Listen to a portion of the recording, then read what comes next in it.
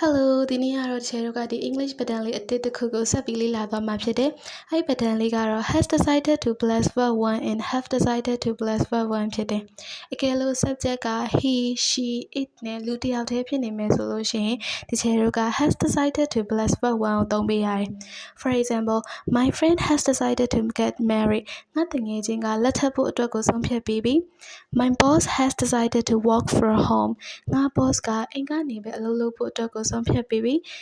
She has decided to clean her room. သူမကသူမရဲ့အခန်းကိုတန့်ရှင်းလုပ်ဖို့အတွက်ကိုဆုံးဖြတ်ပြီးပြီ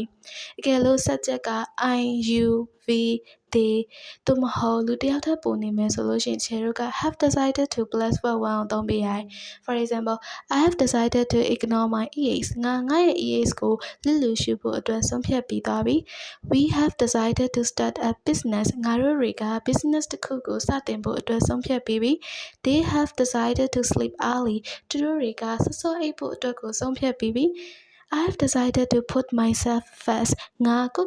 ဦးစားပေးဖို့အတွက်ကိုဆုံးဖြတ်ပြီးသွားပြီ Now it's your turn. What have you decided to do?